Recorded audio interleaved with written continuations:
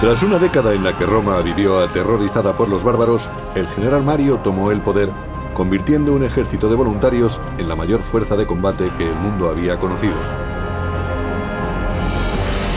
Pero en el interior de la República se preparaba una sangrienta revolución.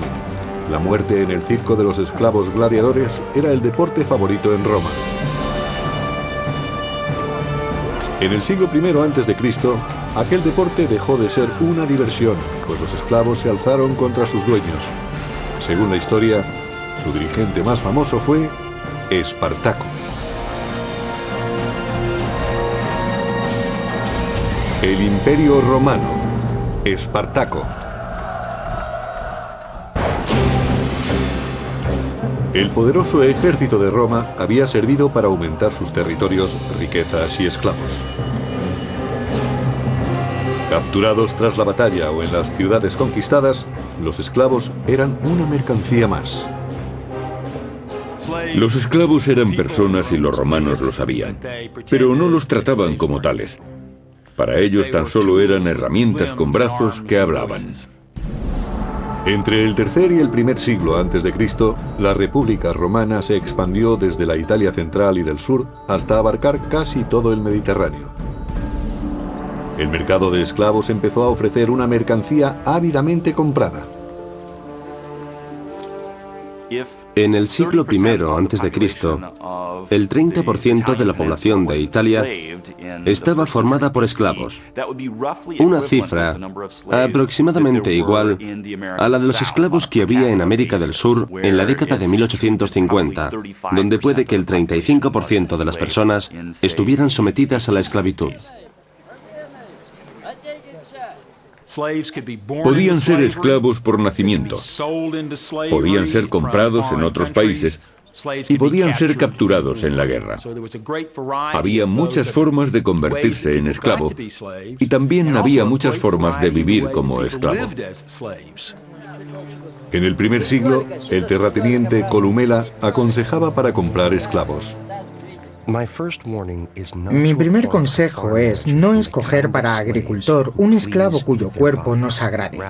En lugar de eso, debéis elegir un hombre curtido en las faenas del campo desde la niñez y que haya sido probado por la experiencia. No todos los esclavos trabajaban en el campo. Los más fuertes eran reservados para los deportes y se entrenaban para convertirse en gladiadores. Los gladiadores eran auténticos profesionales. Sus entrenadores, los lenisti, también lo eran.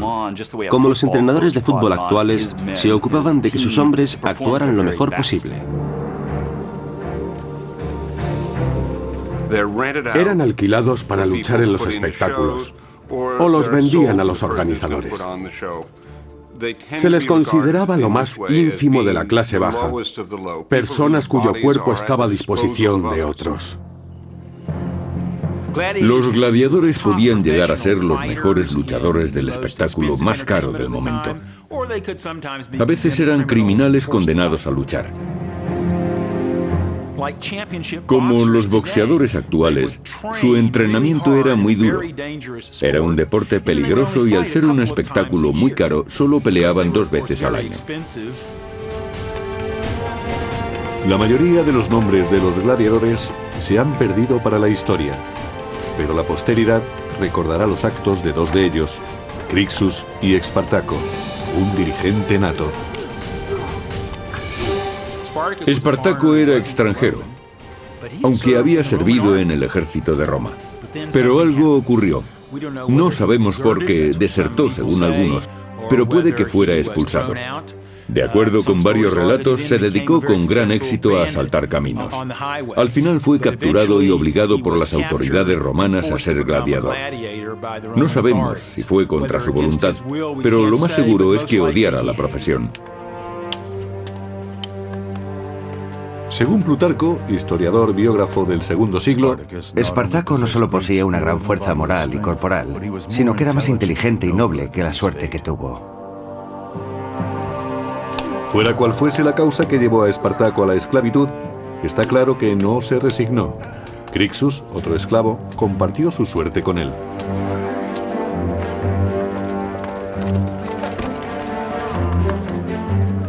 Pocos gladiadores vivían lo suficiente para retirarse. La mayoría tenían una muerte horrible y violenta, tanto en un circo de provincias o en un gran coliseo. En ocasiones el público elegía las armas para empezar el espectáculo. A la gente le encantaba ver seres humanos luchando a muerte. Era muy emocionante para ellos y disfrutaban al máximo del combate. A finales de la República, algunos gladiadores se convirtieron en héroes y consiguieron un cierto nivel social, algo de popularidad ante las masas, debido a su éxito en la lucha. Según se hacía el sorteo, los gladiadores sabían quiénes serían los primeros en morir.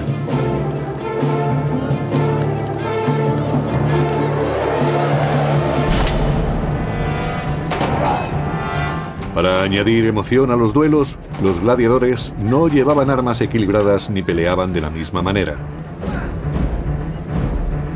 Y según su forma de luchar, a veces su armadura no les protegía bien.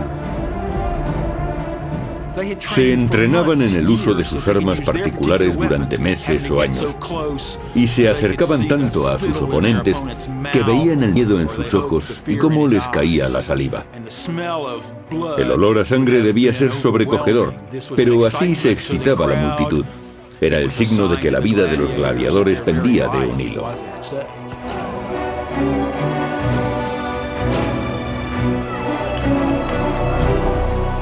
Parecía una terrible danza de la muerte para el placer de las masas.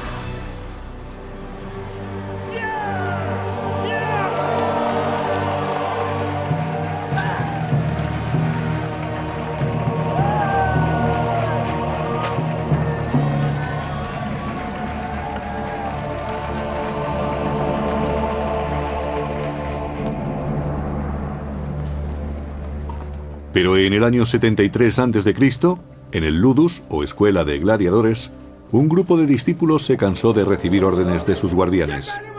Decidieron que si tenían que morir, no sería en el circo. Maltratados y furiosos, conspiraron y aprovecharon sus artes combativas para tratar de cambiar su destino.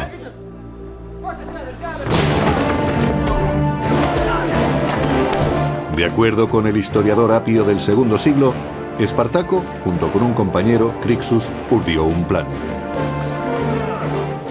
Persuadieron a unos 70 esclavos para arriesgar sus vidas y conseguir la libertad en lugar de que los exhibieran como recreo de otros.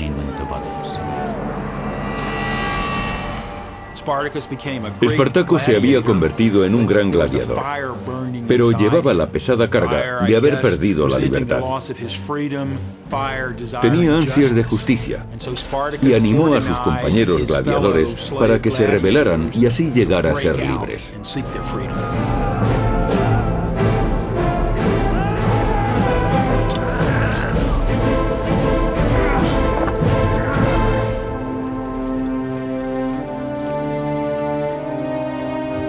Los soldados locales temían a los rebeldes, pues los habían visto pelear en el circo. Sabían muy bien a qué clase de hombres se enfrentaban.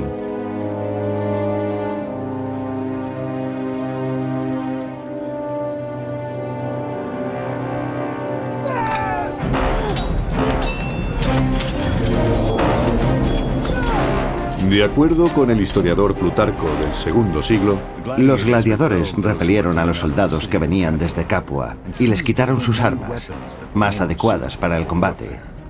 Estaban contentos de cambiar las armas de gladiadores que ellos consideraban poco honorables y bárbaras.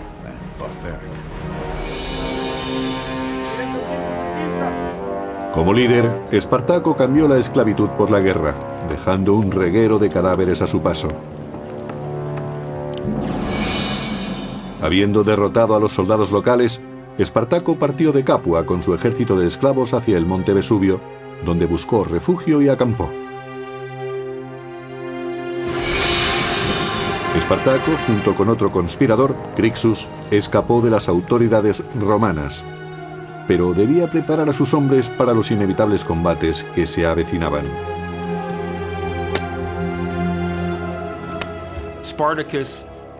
Espartaco poseía un gran atractivo e influencia personal que hacían que muchos quisieran escapar de la cárcel escuela de gladiadores para unirse a él.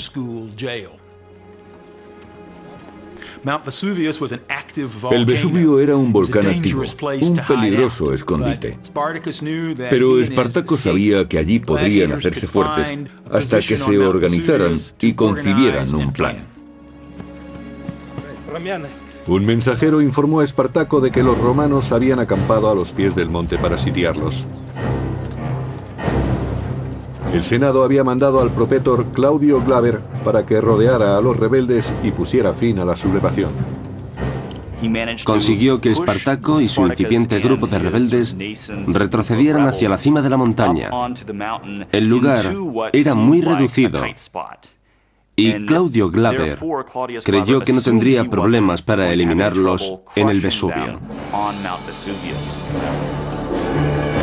Según describió Plutarco, Claudio ordenó a sus soldados que bloquearan la única y difícil ruta de acceso a la cima.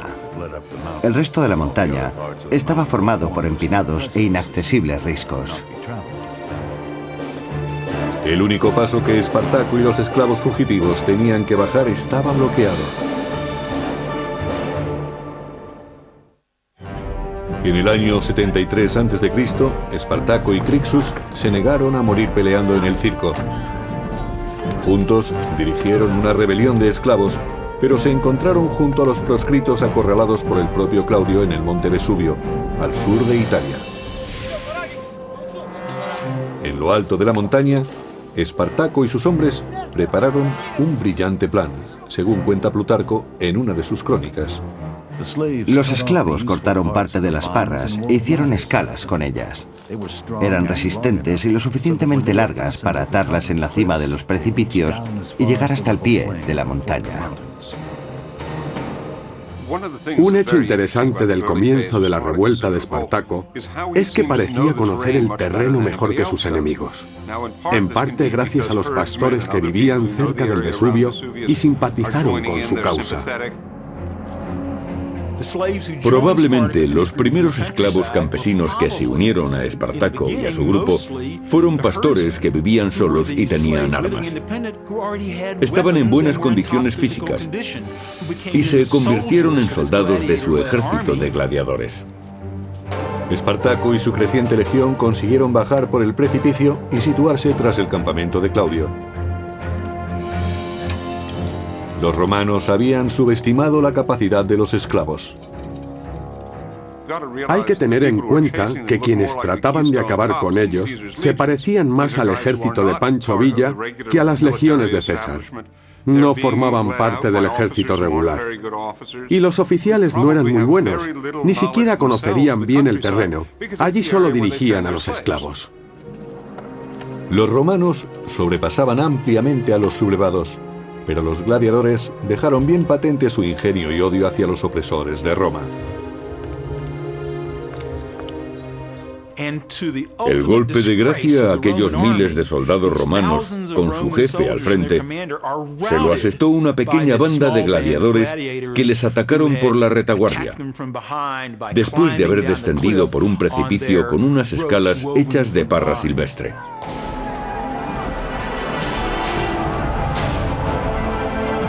Cuenta el historiador Apio que después del éxito, el ejército de Espartaco aumentó.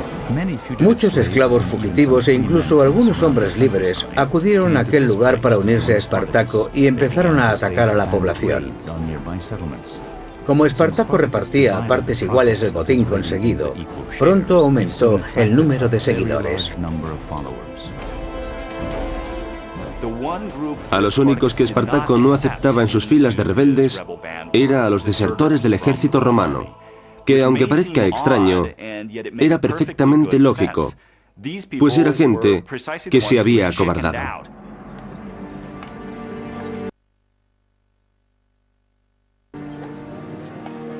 De acuerdo con Florus, autor del siglo II,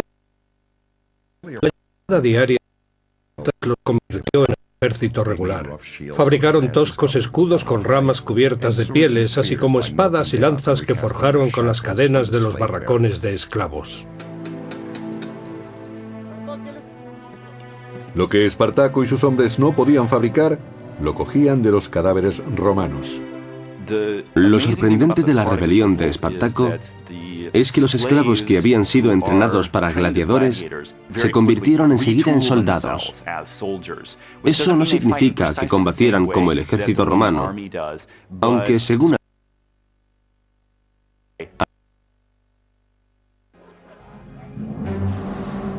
A lo largo del año 73 a.C., los rebeldes continuaron su marcha hacia el sur, aumentando su número y derrotando a los romanos.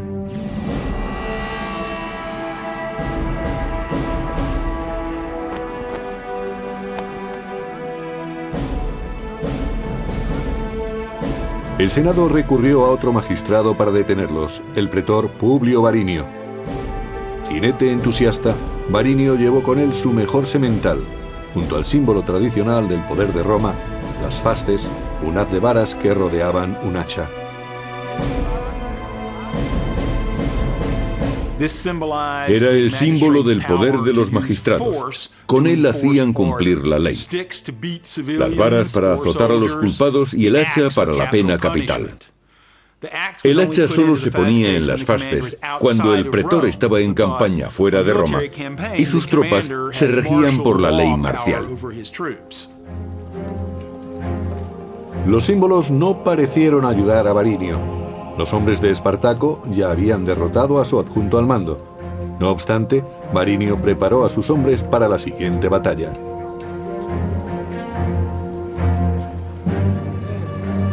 Espartaco, conocedor de la estrategia romana, iba un paso por delante, según cuenta el historiador Salustio. Para evitar un ataque sorpresa mientras asaltaban el campo, los rebeldes ponían cadáveres fuera del campamento. Así los romanos creían que había hombres montando guardia. Con estos señuelos era fácil atacar a los romanos, tomándolos completamente desprevenidos.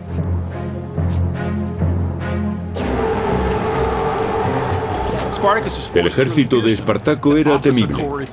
Lo formaban gladiadores magníficamente entrenados, con gran experiencia y sedientos de venganza. Los hombres querían libertad, pero también querían demostrar a sus dueños romanos que eran personas, no herramientas.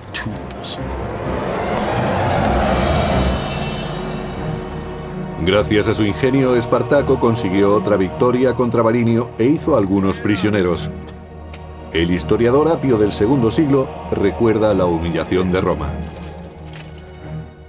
Los romanos no consideraban que fuera una guerra real, sino más bien incursiones y asaltos de bandidos. Sin embargo, esos bandidos derrotaban al ejército de Roma. Espartaco capturó el caballo de Varinio, quien estuvo muy cerca de ser prisionero de los gladiadores. La victoria fue todavía más dulce cuando Espartaco se apoderó de las fasces, el gran símbolo del poder de Roma. Cuando Espartaco sorprendió a Varinio en combate y capturó no solo su caballo mientras lo montaba, sino también las fasces, asestó un tremendo golpe a la credibilidad de Varinio y al poder de Roma que las fasces simbolizaban. Espartaco se convirtió en un personaje famoso y temido. Ahora dirigía a 70.000 rebeldes, pero surgieron diferencias entre él y su amigo Crixus.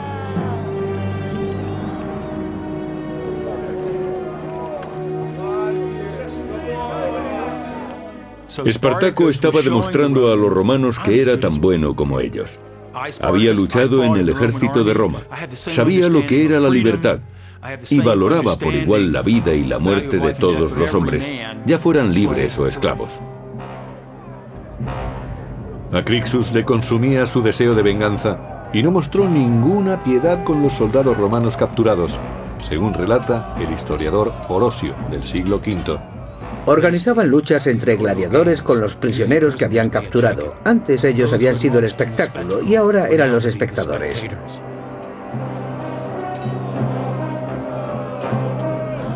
Con el triunfo, los esclavos se volvieron más violentos. Crixus los espoleaba mientras Espartaco pedía orden. Su cohesión empezó a flaquear.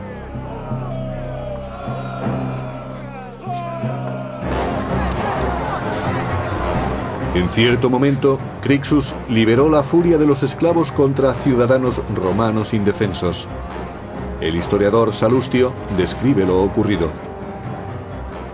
Los esclavos fugitivos se dedicaron inmediatamente a violar mujeres jóvenes o mujeres casadas y a matar a las que trataban de resistirse.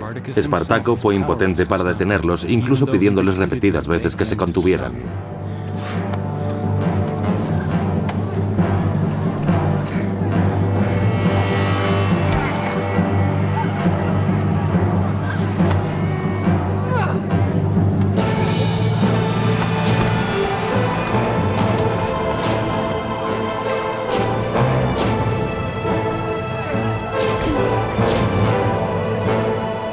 Los esclavos habían estado unidos contra Roma. Ahora empezaban a enfrentarse entre sí. Era el momento que los romanos estaban esperando. Sur de Italia, año 72 a.C. Espartaco y su ejército de rebeldes habían derrotado y humillado a los soldados romanos enviados a detenerlos. Pero su camarada Crixus quería imponer su autoridad. Se avecinaba un conflicto interno. En el improvisado campamento de los esclavos, Espartaco hacía planes para cruzar los Alpes, pero Crixus tenía otras ideas, según nos dice el historiador Salustio. Crixus y sus hombres querían ir directamente contra el enemigo para forzar una batalla frontal. Espartaco, por su parte, prefería actuar de otra manera. Crixus desafió abiertamente el liderazgo de su amigo. Algo interesante del levantamiento de Espartaco es que no parecía tener un plan preconcebido.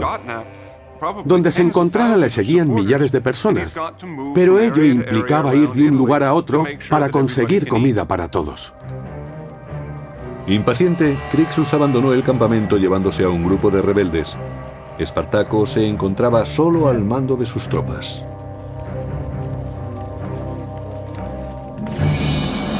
Los dos hombres tomaron caminos distintos por Italia. Con el ejército de esclavos divididos, Roma esperaba asestarles un duro golpe. Los cónsules Lucio Gelio Publicola y Cneo Cornelio Lentulo se reunieron para preparar la estrategia. Los romanos entendían que los esclavos eran seres infrahumanos, pero al mismo tiempo reconocían que tenían un gran éxito luchando contra ellos. Resultaba una pesadilla que aquellos esclavos les derrotaran una y otra vez en el campo de batalla. Aquella desordenada revuelta se convertía en una auténtica guerra, lo que exigía un plan de batalla.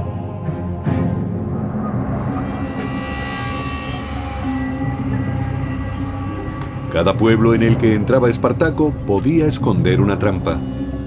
Pero a veces se encontraban un amigo, según Salustio.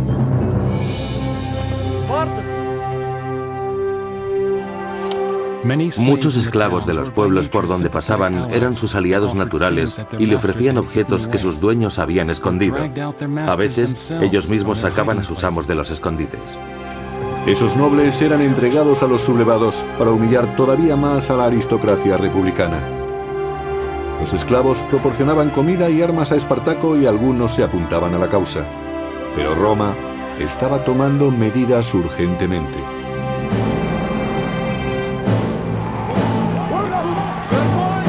En las montañas Garganus, de la costa este de Roma, Crixus y su facción eran perseguidos por los soldados de Galio, según nos cuenta Plutarco. Galio realizó un ataque sorpresa contra Crixus que, debido a su arrogancia, se había separado de Espartaco. De acuerdo con el historiador Apio, Crixus tenía bajo su mando 30.000 hombres. 2/3 de ellos perecieron, incluyendo a Crixus.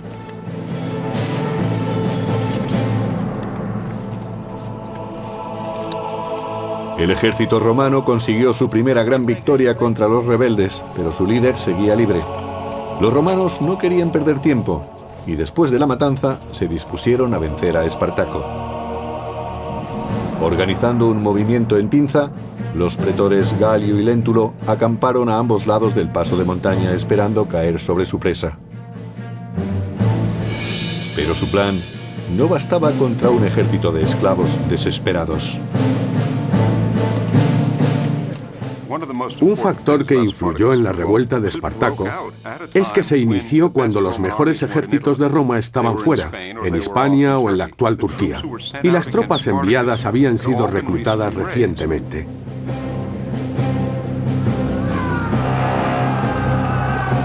Según el historiador Apio, Espartaco atacó y derrotó una legión tras otra. Los romanos se vieron forzados a escapar con un gran desorden en el campo de batalla.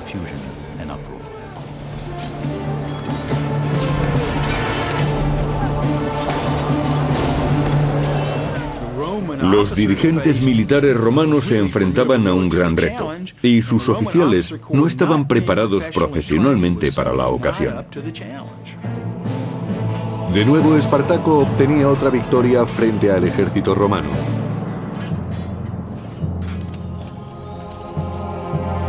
Pero no se conformó solo con el éxito. Espartaco quiso una sangrienta represalia por la muerte de Crixus y sacrificó 300 prisioneros romanos. Empezó a convertirse en un gran personaje completamente opuesto al sistema.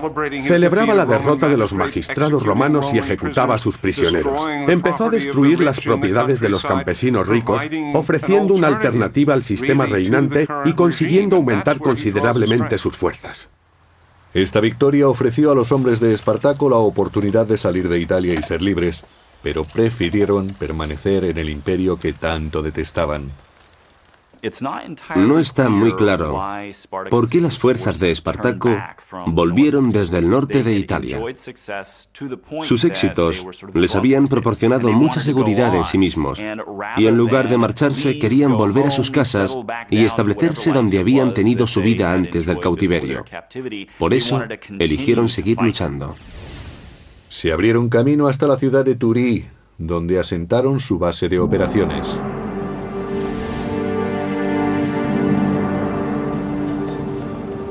Al tercer año de la rebelión de los esclavos, Roma estaba desesperada. El Senado llamó a Marco Licinio Craso, un noble rico al que le gustaba la gloria tanto como el dinero.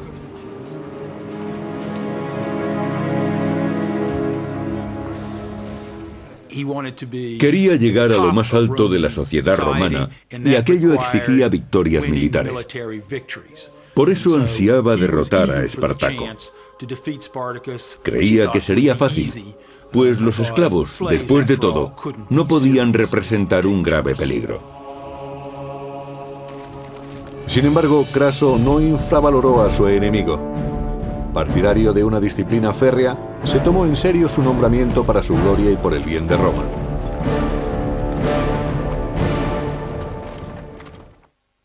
El creciente ejército de Espartaco, formado por esclavos rebeldes, estaba ahora bien organizado y parecía invencible. Pero Marco Licinio Craso se había propuesto destruirlo con sus fuerzas, que eran considerables. Sin embargo, Craso vio que sus soldados eran indisciplinados, cobardes y proclives a retirarse en batalla.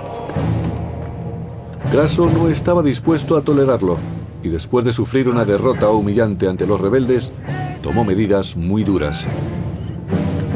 Enseñaría a sus tropas el significado de la disciplina por medio de la decimatio.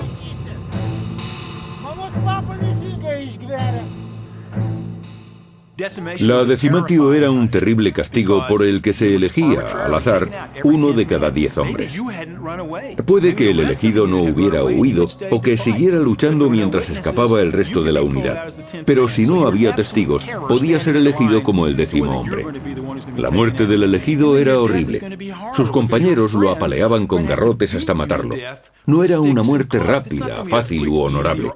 No se le acuchillaba o se le permitía suicidarse. La desgracia caía sobre el elegido y se le apaleaba durante mucho tiempo hasta que moría. Gracias a la decimatio, Craso consiguió que sus soldados le temieran más a él que a Espartaco, su enemigo. El castigo estaba dirigido a avergonzar tanto a los hombres que iban a morir, aunque no se hubieran acobardado, como a los que los apaleaban. 4000 hombres murieron de esa horrible manera en nombre de la disciplina, pero semejante brutalidad consiguió su objetivo. Craso venció a los rebeldes en su siguiente combate.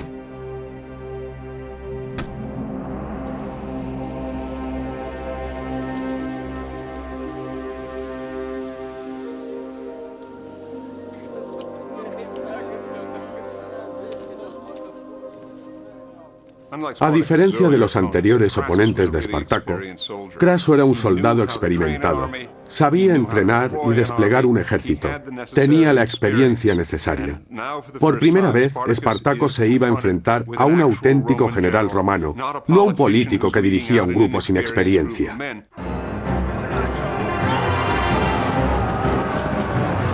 Se enfrentaron dos fuerzas, un ejército de romanos muy entrenado y capaz contra una banda de rebeldes desesperados y violentos. La balanza empezó a inclinarse contra Espartaco.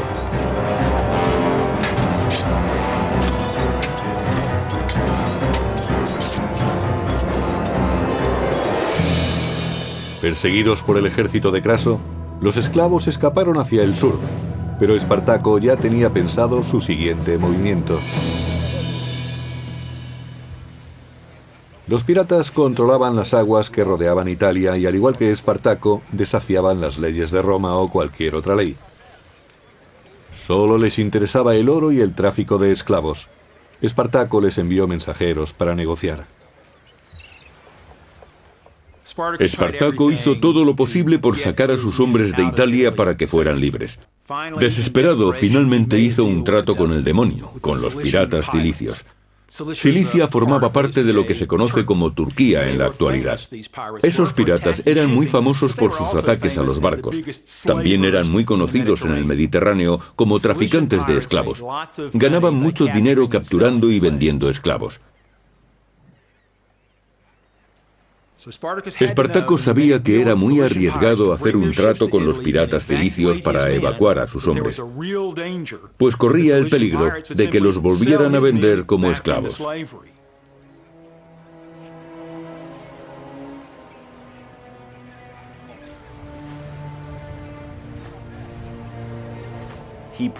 Probablemente tenía pensado llegar hasta Sicilia y ocupar la isla para establecerse en ella, formando un nuevo estado y así poder organizarse. De este modo, los rebeldes podrían enfrentarse a Roma teniendo algo de ventaja a su favor. Los esclavos y los piratas sellaron un trato. Los cilicios transportarían 2000 esclavos a Mesina, Sicilia. Espartaco confiaba en extender la rebelión mientras eludía a las tropas de Craso. No tenían tiempo que perder. Las legiones de Craso se aproximaban y habían preparado una trampa para masacrar a los esclavos.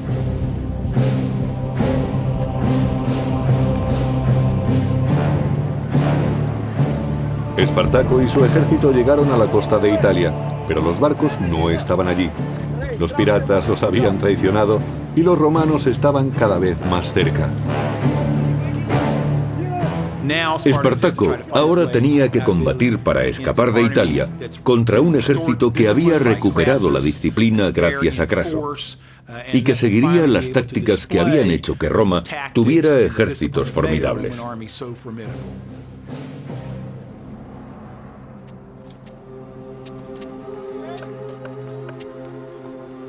Craso actuó con inteligencia. Conocía la fuerza del contrario y sabía que el tiempo obraba en su favor. Agotaría a los sublevados encerrándolos tras una muralla, según cuenta Plutarco. Terminó esta magna tarea en un tiempo mucho más corto de lo que se esperaba. Cavó una fosa de una costa a otra a lo largo de una zanja de tierra y por encima construyó una hermosa y resistente muralla.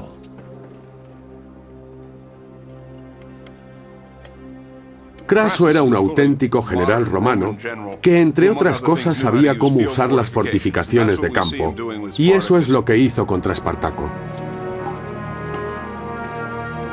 La muralla era inmensa. Tenía 55 kilómetros de longitud y 3 metros de alto, según Plutarco. Cuando los suministros empezaron a escasear y Espartaco quiso salir de la península, reparó en el obstáculo que presentaba la muralla. Espartaco se vio forzado a permanecer en tierra. Cada intento de ir al norte fue abortado por la muralla. Después de 3 años de libertad, los rebeldes habían sido enjaulados. Pero el Senado, que había mandado a Craso para poner un fin rápido a la rebelión, estaba cansado de esperar resultados, según el historiador Apio. Cuando los romanos se enteraron de las tácticas de Craso, opinaron que no merecía la pena que prolongara sus trabajos contra los gladiadores. Un mensajero llevó a Craso injuriosas noticias de Roma. El Senado había perdido su fe en él y confiaba ahora la misión a su gran rival. El general Pompeyo el Grande regresaba de Hispania convertido en héroe tras sofocar un levantamiento. Se le ordenó entonces aplastar una revuelta que duraba demasiado tiempo. Probablemente Pompeyo era uno de los mejores generales que tuvo Roma.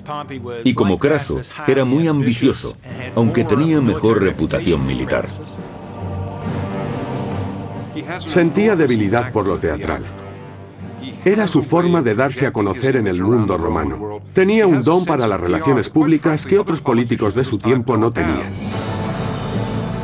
Ahora se disponía a vencer a Espartaco y a arrebatarle la gloria a Craso. Pero no lo conseguiría si éste se le adelantaba. Eran 2 perros tras la misma liebre. Año 71 a.C. Abandonado por los piratas en el extremo sur de Italia, el ejército de Espartaco estaba sitiado por las tropas del general Craso. Y además acudía Pompeyo, una nueva amenaza para el honor de Craso y de la existencia de Espartaco. Pero Espartaco no se quedó inmóvil y trató de romper el cerco que Craso le había puesto. Apio nos cuenta en sus crónicas cómo trató de escapar. Organizó ataques rápidos contra sus sitiadores en puntos aislados, asestándoles golpes bruscos.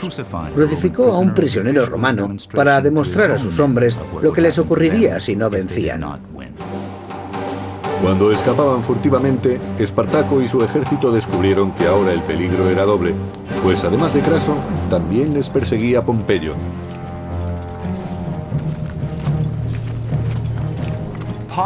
Pompeyo tenía fama de ser una persona a la que le gustaba poner el punto final. Aparecía después de un largo y duro trabajo y de esta manera se llevaba la gloria de haberlo terminado. Según se acercaba Pompeyo, Craso se ponía más nervioso por sofocar la rebelión antes de su llegada. Espartaco se preparó para el ataque y envió un mensajero a Craso ofreciéndole una tregua. Espartaco esperó la respuesta de Craso. Estaba seguro de que los romanos le escucharían. Sin embargo, los rebeldes mantuvieron las espadas afiladas. Espartaco trató de negociar con los dirigentes romanos porque se consideraba un hombre libre. Así vivía en ese momento y dirigía su ejército como si fuera un ejército romano. Se creía merecedor del mismo honor que sus oponentes. Pero cuando volvió su mensajero quedó muy claro que los romanos no opinaban igual. Era un esclavo y un enemigo. Al fallar la negociación, llegó el día que Espartaco tanto había temido. Incluso si derrotaba a Craso en batalla, Pompeyo le seguiría a continuación. No podía retirarse y no podía rendirse. Según Plutarco, historiador del siglo II, Espartaco se vio obligado a actuar y dispuso todo su ejército en formación de combate. Cuando le trajeron su caballo, Espartaco sacó la espada y mató al animal. Dijo que si ganaba la batalla, no necesitaría el caballo, pues tendría miles de ellos a su disposición. Y si lo derrotaban, tampoco lo necesitaría. Dicho esto, desmontó y se unió a sus soldados de a pie y salió a luchar hasta el final. Craso se enfrentó a Espartaco cerca de Brundisium, en el sureste de Italia.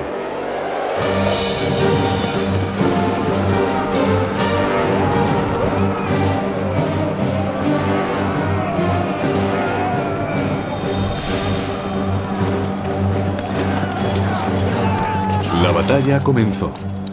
3 años de revueltas habían conducido a este enfrentamiento decisivo entre Craso y Espartaco, el mayor combate entre dos grandes ejércitos.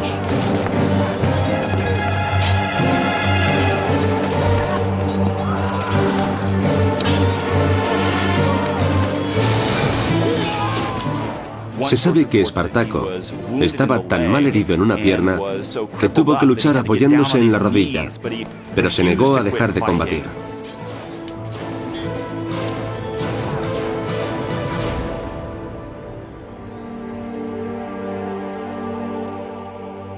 Según el historiador Apio, la matanza fue tan grande que no era posible contar los muertos. Nunca se encontró el cuerpo de Espartaco. Espartaco no aprovechó la oportunidad de escapar y lo podría haber hecho individualmente. Con ello demostró tener un sentido del honor, por lo menos tan sincero y profundo como el de cualquier romano que no hubiera sido esclavo.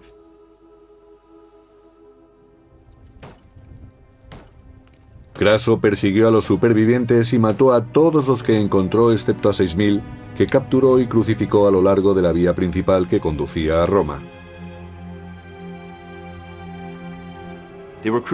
Fueron crucificados con una separación de 10 a 12 metros a lo largo de 200 kilómetros. Podemos imaginar el olor y la visión tan terribles que tenían los que pasaban por aquel camino. Si eran romanos, el olor les habría parecido a esclavos muertos y estarían contentos de verlos, aunque fuera de esta forma tan espantosa. Pero para los esclavos era un mensaje muy claro. Esto es lo que os espera si os rebeláis contra el poder de Roma.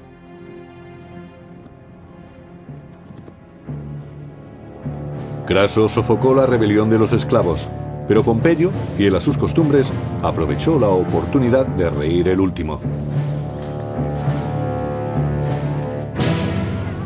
Pompeyo se las arregló para aparecer en el último momento y dar caza a unos 5.000 gladiadores que escaparon de aquel gran combate, y capturó o mató a los que quedaban. A continuación, según Plutarco, Pompeyo se aseguró de recibir los honores. Pompeyo escribió al Senado y dijo que Craso había derrotado en combate a los gladiadores, pero él había conseguido extinguir la guerra hasta su raíz. La carrera de Pompeyo es muy interesante. De hecho, una vez fue acusado de ser un oportunista por aprovecharse de los méritos de otros. Los romanos se apresuraron en dejar atrás aquella terrible rebelión de esclavos. Pompeyo recibió el más alto honor de Roma por su trabajo en Hispania. Craso recibió una mera mención de honor por sus esfuerzos contra esclavos comunes que habían aterrorizado a Roma.